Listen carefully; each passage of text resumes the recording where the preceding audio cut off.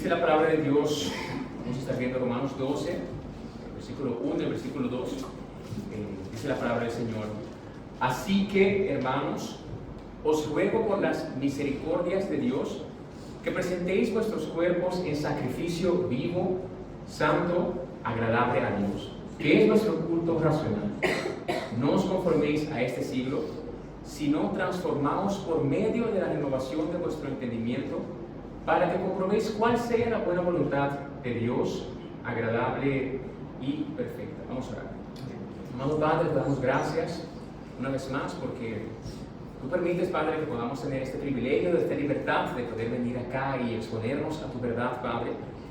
Sea esto ahora utilizándome, Padre, poniendo esas palabras que tú quieras poner en mí, Padre. Tú conoces a cada corazón que se estará exponiendo a este mensaje, Padre, y tú sabes cuáles son los propósitos que tú quieres alcanzar, Padre. De igual manera como tú me has hablado a mí, Padre, seas hablando a cada persona que está aquí en esta mañana, y que realmente podamos procurar, Padre, estar atentos también a lo que tú nos quieres mostrar, que nos quieres enseñar, que nos quieres exhortar, Padre, con tal de que realmente, como estábamos cantando sobre un rato, Padre, podamos mantener la mirada puesta en ti, Padre. Seas tú guardándonos y teniendo el control de ese tiempo, Padre, y que tus propósitos se puedan cumplir en esta mañana. Te lo pedimos todo en el nombre de Cristo. Amén y amén. Bueno, hermanos, hace unos días yo estaba viendo un experimento social que se había hecho. Y bueno, este experimento social constaba de unos actores, unos cómplices, que estaban prácticamente en un consultorio médico. Ellos estaban esperando su turno. Entonces, lógicamente, como eran cómplices y eran actores, hacían lo que cualquier paciente, por ejemplo, hace. Está sentado en la sala de espera.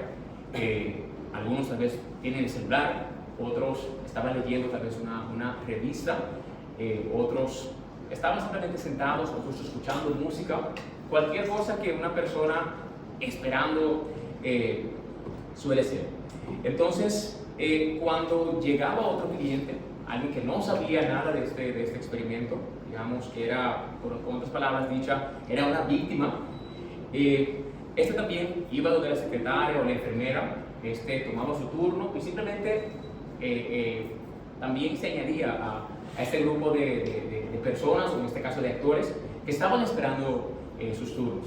Pero algo particular de este experimento era que en un momento dado sonaba una alarma. En esa sala de espera, en un momento dado, sonaba una alarma. Y mientras esa alarma empezaba a sonar, todos los actores se ponían de pie. Estaban sentados y de repente se ponían de pie. Y se quedaban así, parados por un rato. Imagínense, seis actores en una sala de espera, parados ahí, de repente por una alarma. Y después de 20 segundos sonaba algo que pareciera como un timbre. Entonces estos actores todos volvían a tomar asiento. La víctima, lógicamente, asombrado, un poco cuestionando por qué estaban haciendo eso, por qué ese tipo de reacción ante esta alarma. Al inicio no hizo nada. Después de unos ratos volvió otra vez a sonar esta alarma. Y vienen los clientes, estos actores, y vuelven a ponerse de pie. Algunos siguen ahí con su teléfono normal, otros con su revista que estaban leyendo, otros jugando en el teléfono. Y una vez más, esta víctima, que era el único que no sabía del experimento, se cuestionaba: ¿por qué estarán haciendo esto? Y cuando sonaba el timbre, volvían a sentarse. Y así pasó en varias ocasiones, la tercera vez. Pero a partir de la cuarta vez, esta víctima dijo: bueno, sonó la alarma, déjame yo también pararme entonces. No sé por qué lo hago, pero déjame hacer, porque todos lo están haciendo. Y al final, cuando sonó el timbre, él también volvió a sentarse. Se volvió a repetir lo mismo la quinta vez. Y ya ahí, con más naturaleza, esta víctima se paró al escuchar la alarma, y cuando sonó el timbre, volvió a sentarse junto con los otros actores. Lógicamente, en un consultorio, las personas tienen que entrar con el médico y como que se va rodando, entonces van llegando más personas, y así llegaban más víctimas, y pasaba lo mismo. Al inicio todo era: ¿por qué está pasando esto? Pero al final accedían, y también señalían a estas personas que estaban levantándose al oír una alarma y sentándose al oír un timbre. Llegó dado un momento que todos los que estaban en la sala de espera eran víctimas, todos. Ya los actores se habían ido prácticamente a sus casas, o estaban viendo por la cámara lo que esas víctimas estaban haciendo. Y llegó un momento donde en esa sala de espera solamente habían víctimas, y pasaba lo mismo. Se levantaban al sonido de la alarma y se sentaban al sonido del timbre. Entonces, vemos entonces cómo las acciones de una persona, o cómo las acciones de varias personas pueden ser influenciadas de una manera muy fácil, de una manera muy simple, por lo que ellos tienen en su entorno, por lo que se encuentra, digamos, alrededor de ellos. En este caso, sin duda, se habla de un experimento social, pero sin duda, hermanos, esto puede verse más común, o sea, puede ser más común de lo que nosotros pensamos. Y se evidencia en nuestras vidas, aunque nosotros no lo creamos. Así, por ejemplo, si hoy en día la influencia de matrimonios fracasados. Hoy en día se piensa, las estadísticas dicen que el 50% de los matrimonios terminan en un divorcio. Entonces, por estas malas influencias, muchas personas se casan, pero tienen ese pensamiento que algún día van a terminar divorciándose. Entonces, ¿qué hacen? Que no tienen que casarse con separación de bienes para que eventualmente, cuando ellos se divorcien, no haya problemas. Nadie quiera abusar, digamos, del otro.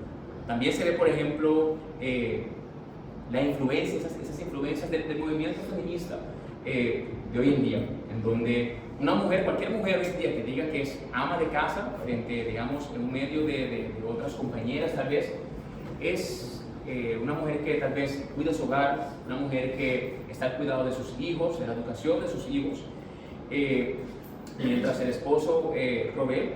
Esto es visto como algo anticuado, es visto como algo obsoleto, por la influencia de estos movimientos feministas que vemos hoy en día. Incluso se ve la influencia de la inmoralidad sexual de nuestros tiempos, en donde tú puedes ver o cuestionar a cualquier joven, tal vez por debajo de 25 años, y probablemente sea alguien, tanto hombre como mujer, que haya estado con diferentes parejas sexuales y haya tenido intimidad sexual múltiples, decenas de veces, por decirlo así. Se ve también la influencia que el mundo nos quiere vender, de cómo uno ser rico, cómo uno ser poderoso, cómo uno alcanzar ese gozo, esa plenitud en la vida, esa paz en la vida. Y uno ve cómo las personas buscan, sí, en todas las maneras para copiar esto que estas personas hacen. E incluso, hermanos, aunque no lo crean, se puede ver esto en la iglesia. Se pueden ver esas influencias de lo que es el mercadeo, de lo que son métodos y estrategias del mundo, con tal de que las iglesias puedan tener la más cantidad posible de visitantes. Entonces, cuando alguien se expone constantemente a ciertas conductas, a ciertas actitudes, a ciertas perspectivas, a ciertos pensamientos, uno al final termina pensando que esa manera de pensar, esa perspectiva es algo normal. A pesar de que al inicio no era normal, al estar tan sumergido en eso, uno dice, bueno, sí, pareciera normal. Entonces vemos lo moldeado, vemos lo fácil que la manera de pensar de una persona cambia, lo fácil que nuestra manera de pensar puede cambiar. Ahora, con respecto a los hermanos en Roma, sabemos que esta carta de Romanos es una carta puramente doctrinal, trata doctrinas. No se trata, digamos, en esta carta de solucionar ningún problema que existían entre los hermanos, como en el caso de los Corintios, en donde la iglesia luchaba con esa inmadurez espiritual. Tampoco como en el caso de los Gálatas, en donde la iglesia tenía problemas con esa corrupción de lo que era el Evangelio. Y sin duda esta carta es muy evangelística. Habla del estado del hombre como pecador y las consecuencias que tiene eso. Nos menciona cómo el pecador puede encontrar ese perdón en Dios por medio de la gracia y por medio de la fe en la persona de Jesús. Se ve la suficiencia que uno tiene en Cristo. Se ve cómo el creyente es declarado justo delante de Dios por causa de Cristo.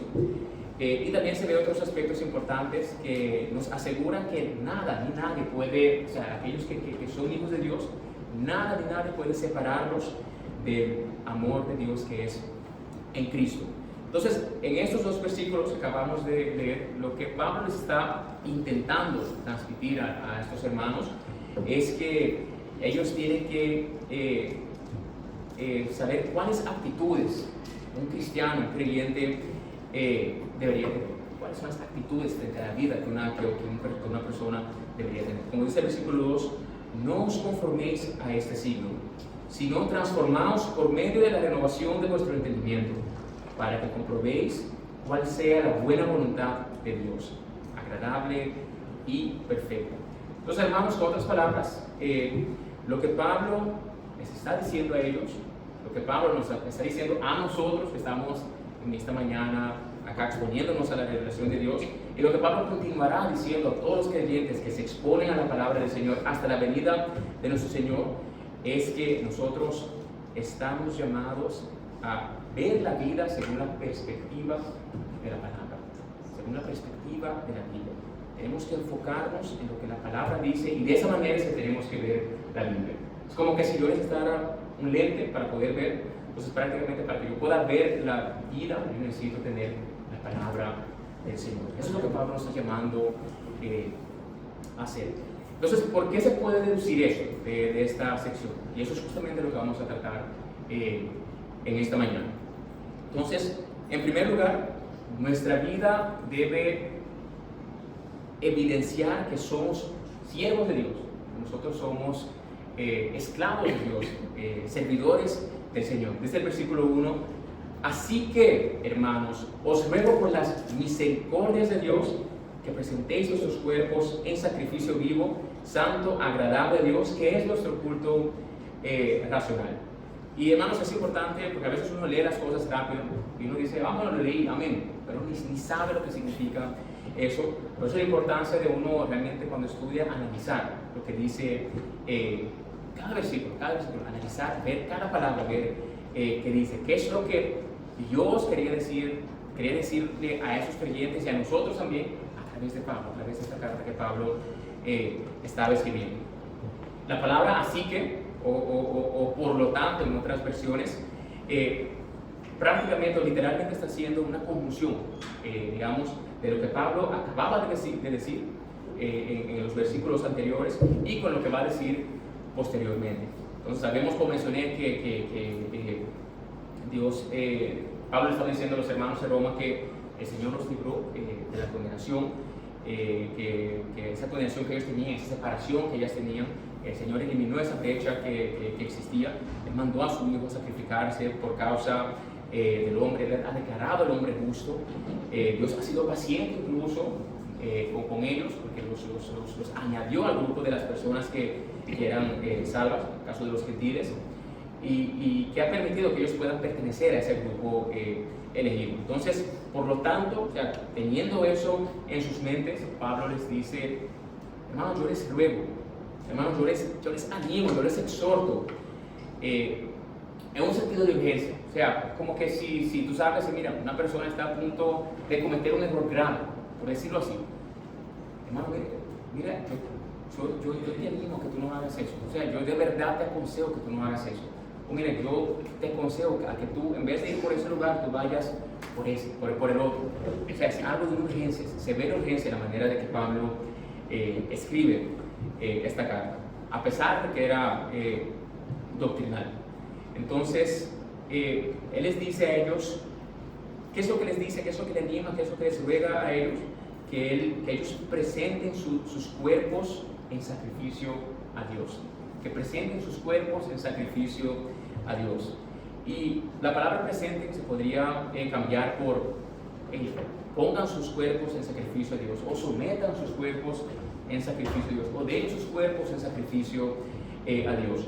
Y lógicamente el cuerpo tiene que ser visto como un todo, un completo de todo. Presenten todos ustedes, presenten todo su ser, todo su existir en sacrificio a Dios. Con otras palabras, como mencioné al inicio, háganse esclavos de Dios por todo lo que Dios ha hecho por ustedes, por todo lo que Dios representa. Normalmente cuando una persona te hace algo grande, digamos, en la vida, humanamente hablando, digamos, tú tienes un médico que salvó a tu hijo tal vez de una infección grave, de algo que estaba tal vez a punto de morir, o una persona desconocida que te ayuda desinteresadamente, por lo general uno reacciona con agradecimiento. Uno se pone a la disposición de esa persona por eso que hizo, por ese detalle, ese gran detalle que hizo en la vida de una persona. Pero hermanos, algo importante es que ningún favor, ningún regalo, ninguna atención, ninguna intercesión se puede comparar con lo que Dios ha hecho por nosotros. O sea, nadie se puede comparar con eso. Y por eso es que Pablo está diciendo a ellos: yo les ruego, yo les suplico, yo les exhorto que ustedes entreguen sus vidas, o sea, entreguen sus vidas a Dios, conviértanse en esclavos del Señor. Pablo les dice que presentéis vuestros cuerpos en sacrificio vivo, santo, agradable a Dios. Y, lógicamente, al hacer mención de sacrificio vivo, se refiere ya a nosotros, porque los sacrificios en animales, lógicamente, se mataban los animales, pero a diferencia de nosotros tenemos vida. El creyente, cuando viene a los pies del Señor, pasa de estar en un estado de muerte prácticamente a un estado de vida. Entonces somos un sacrificio vivo. Pero no solamente eso, sino que también nos menciona que ese sacrificio tiene que ser santo. Pues sabemos que Dios nos ha apartado a nosotros, nos ha separado a nosotros para que podamos ser utilizados para Él, para su gloria. Entonces, esto implica que nosotros debemos apartarnos de todo, con tal de que nosotros podamos hacer que esas obras que Dios tiene para nosotros puedan cumplirse. Y algo importante, hermanos, es que dice en la última parte que ese sacrificio debe ser agradable a Dios. Debe ser agradable a Dios. Imagínense, a veces uno se esfuerza para que tal vez un padre le agrade algo que uno está haciendo, un compañero, tu pareja, tu hijo, como que las cosas que uno hace caigan en agrado. Imagínense en este caso, el sacrificio tiene que ser agradable a Dios. Y yo creo que el mejor ejemplo, uno de los mejores ejemplos que tenemos de lo que son sacrificios, lo que son ofrendas y cómo Dios lo toma, es en Génesis, es en el libro de Génesis. Y voy a leer una sección para que podamos entender mejor. Vemos que cuando Caín y Abel, en la narrativa de Génesis llega un punto que ellos le ofrecen, digamos, ofrenda, le ofrecen sacrificio a Dios. Y voy a leer esta sección. Dice Génesis 4, de 3 en adelante: tiempo después, Caín presentó al Señor una ofrenda del fruto de la tierra. Abel también presentó al Señor lo mejor de su rebaño, es decir, los primogénitos con su grasa. Y el Señor miró con agrado a Abel y a su ofrenda, pero no miró así a Caín ni a su ofrenda. Por eso Caín se enfureció y andaba cabizbajo. Dice el 6: entonces el Señor le dijo: ¿por qué estás tan enojado? O sea, a Caín, ¿por qué andas cabizbajo? Si hicieras lo bueno, podrías andar con la frente en alto, pero si haces lo malo, el pecado está a la puerta para dominarte. No obstante, tú puedes dominarlo. Esa es la nueva versión internacional. Entonces, ¿qué es importante que analicemos? Es bueno analizar las cosas. Ambos al final rindieron tributo al Señor. Ambos sacrificaron algo para el Señor. Ambos le dieron una ofrenda al Señor. Tanto Caín como Abel. Sin embargo, si nosotros analizamos lo que dice Hebreos 11, cuando leemos de esos héroes de la fe, dice la palabra que Abel presentó un sacrificio más excelente que su hermano por causa de su fe. Por su fe él había presentado un sacrificio más excelente que su hermano. Entonces esto indica que el problema de Caín no era exactamente la ofrenda, no era exactamente el sacrificio, sino era un problema probablemente de su fe. Ya sea que Caín tal vez no ofreció lo que realmente Dios demandaba de él, o simplemente caí en ese tiempo, no hizo caso de todo el conocimiento que ya él tenía acerca de las ofrendas. Su fe fue probablemente, la falta de fe fue probablemente el problema. Y si nos ponemos a pensar, hermanos, ¿cuántas personas conocemos en esta vida que son devotos al Señor, que constantemente hacen ofrendas a Dios, hacen servicios a Dios? Sin embargo, por falta de fe, ese sacrificio va a ser igual que la de Caín. Es bueno que nos cuestionemos cómo está siendo mi servicio, cómo está siendo mi sacrificio al Señor, cómo yo estoy entregando mi vida al Señor. La mejor ofrenda que podemos darle a Dios es cuando ponemos nuestras vidas a su disposición. Y como mencioné al inicio, cuando nos convertimos en sus siervos, sus servidores, sus esclavos. Entonces, la primera enseñanza que podemos sacar de esta sección es que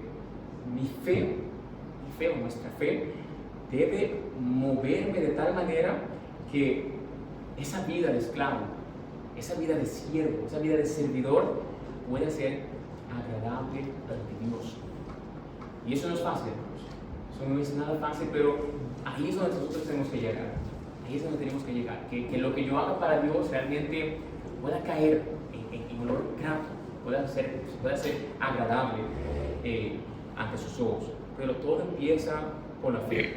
Y lógicamente esa fe me ayudará y me motivará a poder vivir una vida apartada para Dios, una vida que sea mira, solamente para Dios, que el propósito sea alcanzar los planes de Dios. Entonces, como menciona Pablo en Romanos 6:13, ni tampoco presentéis vuestros cuerpos al pecado como instrumentos de iniquidad. O sea, no entreguemos nuestros cuerpos al pecado, que el pecado haga con nosotros lo que le dé la gana, digamos, por decirlo así, sino presentaos vosotros mismos a Dios como vivos de entre los muertos, y vuestros miembros a Dios como instrumentos de justicia. Entonces, prácticamente, como menciona un autor, David Pottruck, que dice que nosotros tenemos que ser instrumentos en las manos de Dios. Simplemente ser esos instrumentos adecuados que el Señor necesita.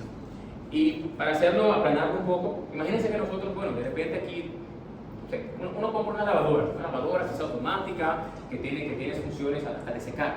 Y después de un año esa lavadora, tú metes la ropa se queda más mojada de la que tú la metiste. Viene un técnico y dice, no, mira, ahí no se puede hacer nada. Lamentablemente esas lavadoras son difíciles, salen así. ¿Qué uno hace con esa lavadora? Tiene que botarla. Si yo tengo una televisión plasma, HD, ultra, lo que sea que esté ahora, de 100 pulgadas, y yo veo mi deporte, yo veo mis películas como si fuera un cine, pero de repente a esa televisión viene un niño, mi hijo, y lo rompe. Y dice el técnico, bueno, mira, esta televisión, ¿cómo vas a poder arreglar eso más? ¿Qué uno hace con esa televisión? Al final uno bota, no puede hacer nada más con eso. Tal vez venderlo por pieza, pero ya perdió su propósito. Si uno tiene un smartphone, cualquiera de esos smartphones de hoy en día, y se te rompió la pantalla, se puso negro, no puedes hacer nada. Vas donde el técnico y te dice, no, mira, te sale más caro cambiar esa pantalla que comprarte una nueva. Mejor comprarte una nueva. Uno termina regalándole el celular, tal vez al año. Diciendo, pero mira lo que tú puedes hacer con eso, o botándolo. Y la diferencia de todo esto es, hermanos, que nosotros cuando hacemos algo, cuando trabajamos, lo que sea, en nuestro trabajo, en nuestra labor, nos gusta que por aquellas cosas que hacemos nos den méritos. Que digan, wow, tú sí hiciste ese trabajo bien, tú sí te involucras en el trabajo, tienes una buena disposición. Pero si uno se pone a pensar, ¿cuántas veces nosotros a la lavadora, a la televisión le decimos, wow, pero lavadora, qué bueno tú lavas, qué bueno tú secas? O televisión, wow, pero qué imagen más real yo puedo ver a través de ti. No lo decimos ¿por qué? Porque la idea es que hagan esas funciones. Al final, por eso la compramos. Entonces, a veces nos acostumbramos tanto a que tiene que decirnos a nosotros las cosas buenas que se nos olvidan lo que somos nosotros.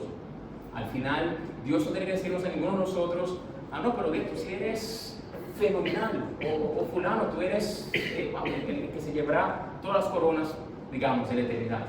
Pero al final uno simplemente está haciendo lo que Dios quiere que uno haga. Uno, como dice la palabra, uno es un siervo inútil. Uno puede hacer, morirse haciendo las cosas del Señor, y al final uno va a hacer lo que el Señor mandó a hacer. Igual que la televisión que duró cuando tuvo que durar, esa lavadora que duró cuando tuvo el tiempo que tuvo que durar. Entonces, pensemos en nuestra fe. ¿Cómo está mi fe y cómo está esa vida de sacrificio al Señor? ¿Está para votar o está realmente para decir, no, está cumpliendo lo que tiene que hacer?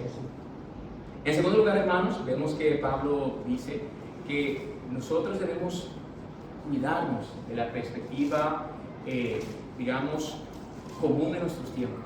Cuidarnos de esa manera de pensar que vemos en nuestros alrededores. Dice el versículo 2a, no os conforméis a este siglo.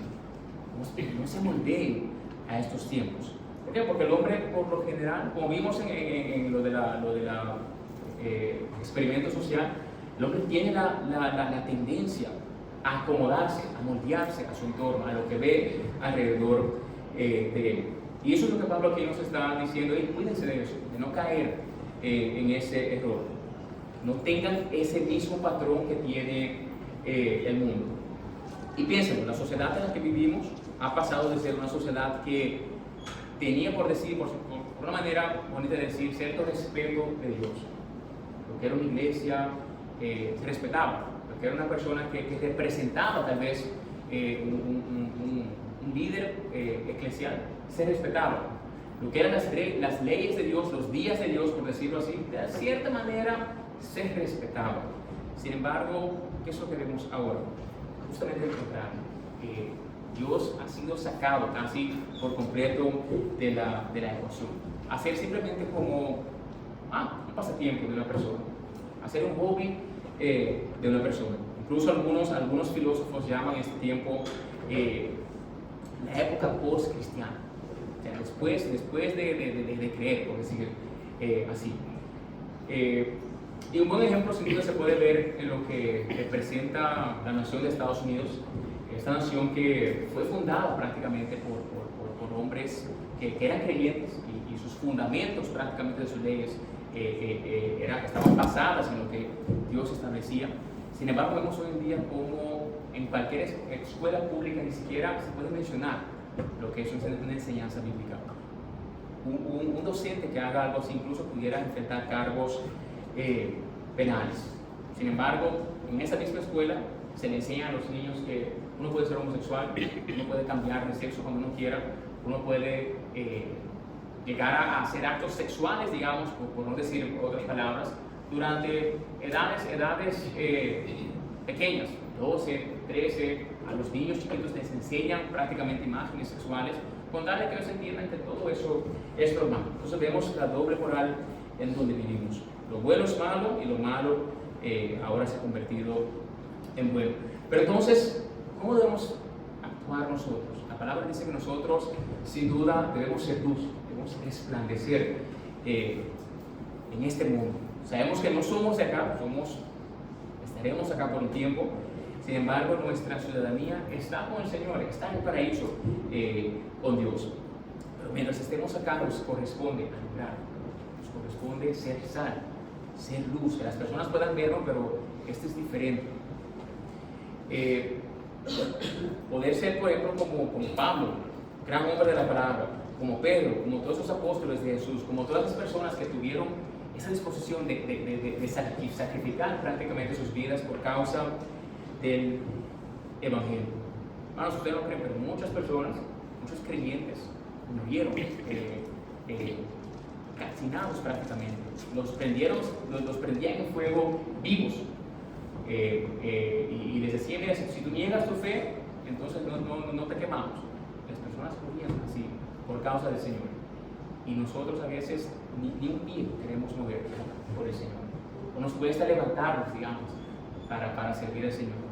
Nos cuesta tal vez ir hasta ciertas millas para poder servir al Señor de una manera u otra. ¿Y por qué pasa todo esto? Porque nos dejamos moldear por nuestros tiempos. nos hemos dejado moldear por la comodidad, que todo tiene que ser fácil, todo tiene que ser práctico. No, esa vida tan emocional, eso es locura, eso es una historia de hadas, nada de eso es verdad. Hay que ser realista, por así decirlo. Nos hemos dejado moldear. Y así el mundo y todas sus ideologías han penetrado en lo que es nuestra manera de pensar. ¿Y por qué pasó esto, hermanos? Porque lastimosamente el cristiano pasó de ser alguien activo en su fe, pasó de ser alguien que era realmente apologético, que defendía su fe, a ser alguien que es completamente pasivo. Y si uno se pone a pensar, ¿cuántos acá en su trabajo saben que ustedes son cristianos? Por decirlo de manera. ¿Cuántos en su trabajo saben, no, mira, ese colega, ese empleado, ese obrero, lo que sea, él me ha dicho que él es creyente, que él cree en Dios? A veces una conversación, sí, no hay que confiar en Dios, pero eso no significa nada. Aquel que no se identifica como tal, entonces no quiere representar, tiene miedo, se piensa de algo en particular. Y eso está relacionado con la pasividad de nuestros tiempos. Entonces, y mucho de eso lógicamente tiene que ver con nuestra cosmovisión, la manera que nosotros vemos la vida. Aquellas cosas aquellas maneras de pensar, aquellas perspectivas que me inducen a pensar o reaccionar de cierta manera. Un creyente, cualquier persona que diga, no, mira, yo creo en Dios, debería decir, no, mi perspectiva hacia la vida es lo que Dios establece. Tú puedes ser el mejor psicólogo del mundo, el mejor psiquiatra del mundo, el mejor consejero, digamos, administrativo del mundo. Muy bien tu consejo, pero yo tengo que ver si eso va de acuerdo a lo que la palabra de Dios establece. Y cualquier persona que diga, no, yo creo en Dios, debería actuar de tal manera. El problema es que nosotros queremos mezclar las cosas. Para algunas cosas, amén, Dios tiene que ser así. Y para otras cosas, no, pero yo vi que cierto millonario dijo algo, no, pero yo estoy viendo que mis amigos tienen esa perspectiva de la vida. No, pero yo veo que mi vecino tiene cierta perspectiva de iglesia y no se deja moldear e influenciar por eso. Si mis reacciones dependen de mi cultura, de la sociedad en la que yo me encuentro, de los consejos mundanos que yo puedo recibir, entonces mi manera de ver la vida, mi cosmovisión, sin duda será una mundana.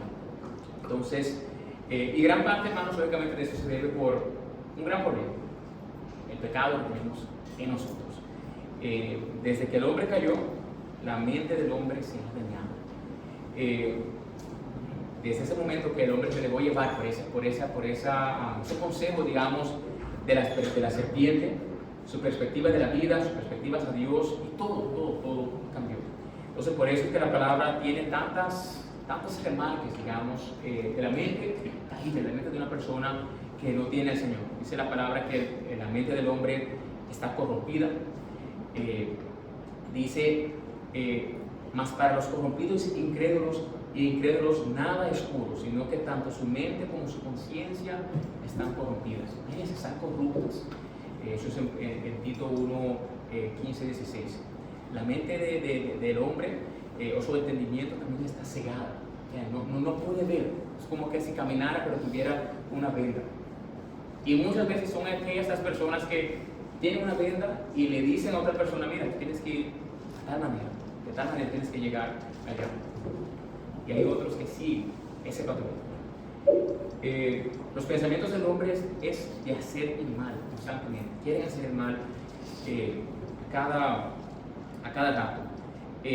La mente del hombre está cauterizada. No es sensible a nada, no es sensible a la palabra de Dios. La mente del hombre es carnal. Como dice Romanos 8, pone la mente en las cosas de la carne. La mente es perversa, y eso lo sabemos, que nuestra mente es perversa, la mente es depravada. Entonces, la pregunta es, ¿cómo nosotros entonces podemos ganar esa batalla en nuestra mente? Porque, el Señor ha llegado a nosotros, pero uno piensa cosas malas, constantemente, todos los días. El que diga, no, mire, yo tengo un día que yo no he pensado algo mal. El que no haya pensado algo mal en este día, hasta ahora que son las 10:30, probablemente sea un mentiroso. alguien que necesite del Señor. Pero vemos entonces, bueno, ¿cómo Dios puede ayudarnos a nosotros con esta batalla de poder ganar esta mente que está tan corrompida? Es justamente dejando aquellas cosas que nosotros mismos sabemos que no son conforme a los estatutos de Dios, que no son conforme a lo que Dios ha establecido, a la palabra de Dios. Cualquier ideología que sea antibíblica, cualquier acción que vaya en contra de lo que Dios ha establecido, cualquier incluso costumbre que promueve cosas carnales. La cultura en muchas ocasiones promueve cosas que van completamente en contra de lo que Dios representa. Y son cosas que tenemos que alejarnos de ellas, desecharlas. Entonces, la segunda enseñanza que podemos ver en este versículo es que nosotros tenemos que procurar mantener nuestra mente ocupada con cosas que sean agradables a Dios. Mantener tu mente ocupada con cosas que sean agradables a Dios. Es como cuando una persona está haciendo una dieta. No, tengo que eliminar, por decir algo, los dulces, tengo que eliminar comer mucho afuera, tengo que dejar de comer en las noches. Si yo constantemente estoy rodeado de chocolate, de helado, de pan, de postres, entonces se me hará muy difícil. Por eso la idea, el Señor nos da aquí también esa idea: mantén tu mente ocupada con otras cosas. Dice Filipenses 4, 8, 9. Por lo demás, hermanos, todo lo que es verdadero, todo lo honesto, todo lo justo, todo lo puro, todo lo amable, todo lo que es de buen nombre, si hay virtud alguna, si hay algo digno de alabanza, en esto pensad. Lo que aprendisteis y recibisteis y oísteis y visteis en mí, haced esto, y el Dios de paz estará con vosotros. Entonces, es una manera de que uno pueda dejar a un lado esos malos pensamientos. El problema es que a veces queremos seguir pensando esas cosas malas, y por eso es que en ocasiones esa vida en santidad puede volverse tan difícil, y muchas personas tienen constantemente recaídas, sin importar el tipo de debilidad que tengan. En tercer lugar, también vemos que Pablo nos llama a que nosotros podamos desarrollar una mente bíblica. Dice el versículo 2b: sino transformaos por medio de la renovación de vuestro entendimiento, para que comprobéis cuál sea la buena voluntad de Dios, agradable y perfecta. ¿Y qué vemos aquí? Vemos una vez más Pablo llamándonos, exhortándonos a que nosotros podamos tomar una acción. En otras versiones incluso es más interesante, porque dice estén siendo transformados. En esta versión, cuando uno lo lee, si no transformados, uno dice, bueno, llegué a un punto, listo. Pero en otras versiones, esta versión le da aún más color, por decirlo así, a lo que dice esta palabra. Lo cual indica que esta transformación es continua. Y es importante que entendamos eso. Nuestra transformación es algo que continúa. Hasta que nosotros no estemos en la presencia del Señor, no vamos a llegar a un momento donde vamos a tener una mente completamente madura a la perspectiva de Dios. Siempre hay algo que se puede aprender, siempre tenemos esa capacidad de hacerlo. Y por eso es importante, hermanos, que entendamos. Nuestra mente viene siendo, digamos, ese motor o ese centro de operaciones, digamos, que conduce, dirige nuestros pensamientos, nuestras emociones, nuestras decisiones y nuestras acciones. Entonces, lógicamente, cualquier acción que se lleve a cabo tiene que pasar por nuestra mente, tiene que pasar por ahí. Los malos pensamientos, las malas actitudes, los engaños, las malas acciones pasan por nuestras mentes. El deseo de querer hacer las cosas buenas, de querer agradar a Dios, pasa por nuestra mente. Preguntas como, bueno, ¿qué hago? ¿Obedezco a Dios hoy o no? ¿Me callo aunque me estén gritando o no? ¿Le doy a esa persona o no? Todo eso es procesado en nuestra mente. Y la pregunta que tenemos que hacernos es, bueno, ¿cuál filtro yo quiero utilizar? ¿Cuál filtro yo quiero utilizar? Nuestros pensamientos son filtrados por lo que la palabra de Dios establece, o son filtradas por nuestra experiencia, son filtradas por nuestro estado de ánimo, son filtradas por si tenemos hambre o no, son filtradas si tenemos salud o no, son filtradas si estamos en riqueza o pobreza, son filtradas por nuestra cultura. Y algunos ejemplos: si mi actitud como esposo, digamos, depende de mi estado de ánimo o de la manera que me trate mi esposa, entonces yo simplemente estaré fallando rotundamente con lo que debe ser mi rol como cabeza en el hogar. ¿Por qué? Porque no estaré amando a mi esposa como Cristo me amó a mí, como Cristo ama a su iglesia. Si mi esfuerzo, mi rendimiento, digamos, laboral, depende de cómo me traten, depende de que si me hablaron, si me saludaron, si yo estoy bien si el jefe, el supervisor está presente o no, entonces al final yo simplemente le estoy sirviendo a las personas, estoy sirviendo lo que se ve y no a Dios. Si mi generosidad o mi disposición de ayudar a las personas depende de cómo ellos me traten a mí, entonces yo no estoy tratando a mi prójimo como Dios quiere que yo los trate. Incluso, hermanos, si yo tengo un político que yo, digamos, quiero darle mi voto, por decir algo así, que tiene tal vez buenas ideas, uno dice, vamos, este pareciera alguien bien, pero sabemos que sus valores son anticristianos. Es una persona que tal vez apoya lo que son las ideologías hoy en día de género, lo que es todo la parte del LGBTQ y todas las otras sílabas que se le quieren agregar. Entonces yo tengo que filtrar si realmente esa decisión que yo quisiera tomar es algo que va conforme a lo que Dios ha establecido o no. Entonces, como creyentes debemos procurar desarrollar una mente bíblica, a tal nivel que nosotros podamos llegar al punto de que podemos descartar, eliminar, dejar a un lado aquellas cosas que no son agradables a Dios y hacer aquellas cosas que sí son buenas ante Él. Y algunas cosas que nos ayudan a poder forjar más una mente que esté capacitada para eso es cuando nosotros, sin duda, escudriñamos la palabra, cuando nosotros estudiamos la palabra. Hay muchas personas que tienen un ritual de tal vez todos los días leer lo que la palabra de Dios establece. Hay algunas religiones incluso del mundo que hasta se memorizan toda su palabra, se memorizan toda su Biblia. Por ejemplo, en el caso de los musulmanes del Islam, ellos se memorizan lo que es el Corán, o gran parte de eso. Sin embargo, no entienden lo que dice eso. Y a veces eso pasa a nosotros también. Leemos, queremos cumplir, pero ni sabemos qué leemos.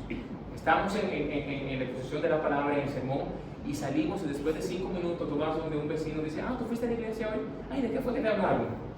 No, de Dios, hablaron de Dios.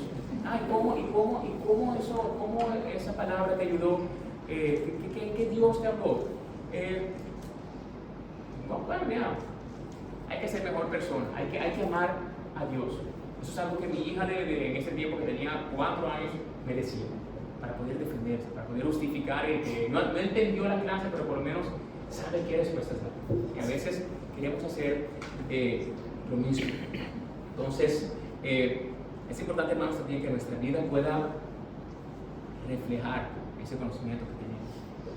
Puedo tener todos los títulos del mundo, digamos, en lo que es teología, pero si ese conocimiento no transforma mi vida, de nada vale, nada de eso. Y claro, también desechar ciertas prácticas o todas las prácticas que digamos estén en incongruencia con la palabra. Si nosotros digamos dejamos que nuestra mente constantemente se esté exponiendo a antivalores cristianos, digamos, por lo que son las redes sociales, por lo que es las cosas que nosotros oímos, las cosas que escuchamos, sin duda vamos a terminar desensibilizándonos de lo que es la palabra de Dios. Entonces, también es importante que nosotros podamos vivir para la gloria de Dios. Uno dice, bueno, es difícil poder vivir para la gloria de Dios, pero para eso sin duda es importante que nosotros evaluemos lo que yo quiero hacer, esa respuesta que yo quiero darle a ese colega, a ese hermano, a mi padre, a mi madre, a mi esposa, a mi hijo, lo que sea, es está motivado de tal manera que Dios se agrade de eso, o simplemente yo quiero pisotear a esa persona, quiero defender mi ego, quiero defender mi persona. Y muchas veces cuando uno hace eso, uno se da cuenta de no, muchas de las cosas que nosotros hacemos es simplemente para nuestra propia vida. Que muchos de nosotros competimos ese lugar de Dios en muchas ocasiones, o hay otro Dios que nosotros queremos ponernos ahí, y somos nosotros mismos. El Dios Richard, el Dios Melanie, el Dios Odette, el Dios José, quieren a veces competir con el Dios, con el Rey de Reyes, y en muchas ocasiones lamentablemente ponemos a Dios un ratito ahí para poder satisfacer a ese hijo. Y sabemos que sin duda fallamos enormemente. Tenemos que vivir para la gloria de Dios. Y por eso la importancia, en primer lugar, de uno poder conocer, entender la palabra de Dios, memorizar la palabra de Dios, poder llenarme, saturarme con la palabra de Dios y, claro, aplicar lo que Dios representa a mi propia vida. Entonces, otra enseñanza que vemos acá es que nosotros tenemos que darle a Dios el lugar que Él se merece. Tenemos que darle a Dios el lugar que Él se merece. Amén. Por lo menos unos cuantos en eso. Tenemos que darle a Dios el lugar que Él se merece en nuestras vidas. Cualquier cosa, hermanos, que se oponga o que esté en competencia, digamos, con Dios, debemos desecharlo. Debemos sin duda eliminar eso de nuestras vidas. Por eso que Jesús nos dice en el Evangelio de Mateo 22:37, amarás al Señor tu Dios con todo tu corazón, con toda tu alma y con toda tu mente. Porque Él sabe esa lucha que tiene el hombre pecador, esa lucha que tiene el humano en querer amarse a sí mismo más que a todas las cosas. Y como mencionaba el versículo 2 de Romanos, que estamos estudiando, transformaos por medio de la renovación de vuestro entendimiento, para que comprobéis cuál sea la buena voluntad de Dios, que es agradable y perfecta. Entonces nuestro objetivo es eso, poder decir, wow, Dios, ¿qué es lo que tú quieres para mí? En esta situación que yo me encuentro, que yo estoy bien difícil, ¿qué es lo que tú quieres que yo haga? ¿Qué es lo que tú quieres que yo entienda? ¿Cómo es que tú quieres que yo confíe más en tu soberanía, en tu justicia, en tu amor? ¿Cómo, Dios? Muéstrame. Bueno, Señor, yo entendí que yo he hecho algo mal. Perdóname, me humillo delante de ti y quiero volver a empezar como debe ser las cosas. Entonces, sin duda, hermanos, nosotros en esta vida vamos a encontrar siempre esa resistencia, porque al final Satanás no quiere que ninguno de nosotros tengamos una relación con Dios. No quiere eso. Él quiere que tal vez digamos, sí, yo confío en Dios, yo conozco a Dios, pero uno hace lo que le da la gana. Pero al final Satanás cree en Dios también. Satanás vino de ese lugar, pero se rebeló. Él sabe lo que pasará, y Él quiere que nosotros caigamos en esa trampa también, de dejarnos presionar por lo que el mundo y todas las ideologías del mundo nos quieran vender. Pero para poder existir eso, sin duda, hay que poder transformar nuestra manera de pensar y que esto produzca constantemente un cambio, digamos, contundente en lo que es nuestra manera de actuar. Entonces, una vez más, llamados a ver la vida según la voluntad de la palabra o según la perspectiva de la vida. Entonces, ya concluyendo, hermanos, lógicamente todo esto es para alguien que ha entregado su vida al Señor. Pero a veces hay personas que dudan, hey, yo realmente yo disfruto de esa relación verdadera con Dios. Ya yo he dado ese paso real, o sea, yo sé que yo he dado ese paso real de fe, ese paso de creer en el Señor, de humillarme ante el Señor, de aceptar al Señor. Si no lo has hecho, amigo, te puedo recomendar lo que te ruego que tú hagas es que tú entregues tu vida al Señor. medites en lo que se ha estudiado y ver que la condición que nosotros tenemos por naturaleza nos separa de Dios. Pero Dios quiere que nosotros tengamos esa comunión con Él. Como menciona 2 Corintios 6, en tiempo aceptable te he oído y en día de salvación te he socorrido. He aquí ahora el tiempo aceptable, he aquí ahora el día de salvación. También, hermanos, es importante que nosotros tenemos que entender que tenemos que desarrollar una mente bíblica. Por causa de nuestra naturaleza pecaminosa, Dios nos manda que nosotros vivamos como Él desea. Sin embargo, sabemos que nuestra naturaleza, el pecado que mora en nosotros, muchas veces nos impide, pelea, lucha constantemente con Dios. Entonces, es como dice Pablo, que es Pablo, o sea, yo siempre digo eso. Pablo dice, porque no hago el bien que quiero, no hago el bien que quiero, sino el mal que no quiero, eso hago. Y si hago lo que no quiero, ya no lo hago yo, sino el pecado que mora en mí. Pablo, de los hombres que prácticamente están, digamos, son superiores a nosotros, por decirlo así, con respecto a su fe. Han hecho grandes cosas a través de la palabra. Y este hombre dice así, yo quiero hacer algo, pero el pecado no me deja, yo lucho. Y cuando yo termino haciendo algo que yo no quiero, es por causa de ese pecado. Entonces, tenemos que entender, tenemos que desarrollar esa mente bíblica para que nosotros podamos luchar con esa naturaleza pecaminosa que tendremos mientras estemos en esta vida. Y claro, como mencioné, tenemos que filtrar cada uno de nuestros pensamientos a través de la palabra de Dios. Como menciona Hebreos 4:12, porque la palabra de Dios es viva y eficaz, más cortante que toda espada de dos filos, y penetra hasta partir el alma y el espíritu, las coyunturas y los tuétanos, y discierne los pensamientos y las intenciones del corazón. Entonces, ¿tú quieres saber, hermano, si un pensamiento es malo, una manera de ver la vida es malo? Fíltralo por lo que Dios ha establecido. Amén. Vamos a orar.